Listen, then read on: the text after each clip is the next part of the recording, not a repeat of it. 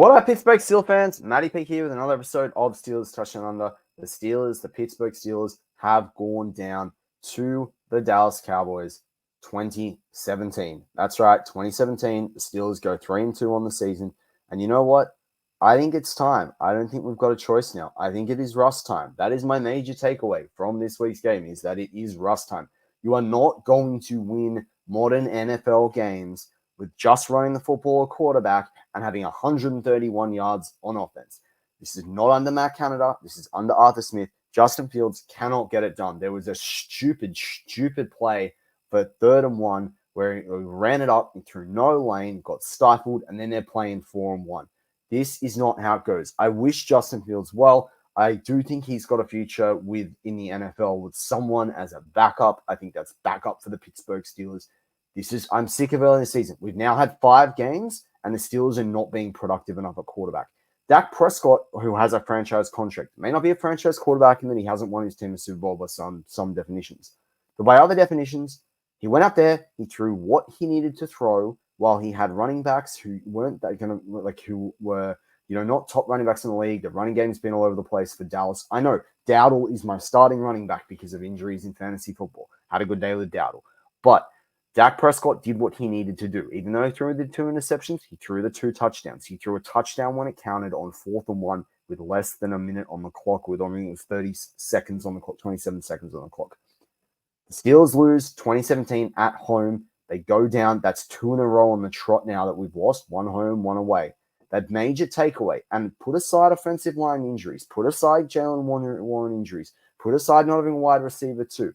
And my other takeaway is do not trade for Davante Adams. Davante Adams ain't going to fix what's going on with the Pittsburgh Steelers in the quarterback position. He needs someone to throw in the football. And until Russell Wilson's fit, that is not the case, that we don't have the quarterback that can throw to Davante Adams. You're mortgaging your future. We need as many picks as possible, because the reality for the Pittsburgh Steelers, even if they have a winning season, even if they win a playoff game, is that the Steelers need to be drafting a quarterback in the next couple of years. Unless someone miraculously becomes available that's more proven than the 2 guys they've got now. Even in the promo of the show, in the broadcast today on TV, they talked about 11-19 Russell record, 10-28 record for Justin Fields and the Bears. And you can blame everyone else around them, but that's the record for these 2 quarterbacks. But I trust Russ based on the history. So my big takeaway from this game, as I just said before, is that Russ needs to be the starting quarterback ASAP. Moving down from there, Najee Harris had a better day, I thought, but still 14 carries for 42 yards is not going to be impressing anyone, much less average than 4 there. Just not good enough. In fact, it's an average of 3 exactly. Justin Fields there, 27 yards. You're going to have to see. It's not even like he ran for 100 yards. This isn't Lamar Jackson we're talking about. This is Justin Fields, and he's not a starting quarterback in the NFL based on what we've seen in his career to date.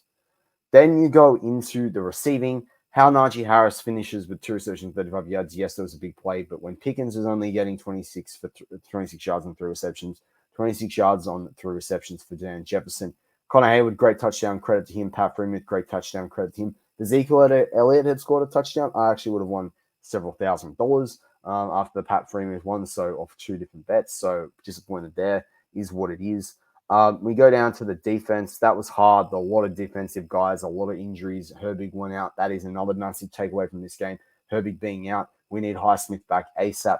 I didn't mind what I saw from Moon, but it's just too much on TJ Watt's shoulders. Congratulations, TJ, on the 100. He actually got 100 against the Chargers. That Cameron Hayward sack actually should have been a half sack to TJ. But anyway, breaks the 100. Congratulations to TJ Watt. He's 14.5, I think, or 13.5 off his brother now. So that's fantastic. TJ Watt, Hall of Famer, but let's make him a Hall of Famer with a Super Bowl. Let's make him a first ballot Hall of Famer.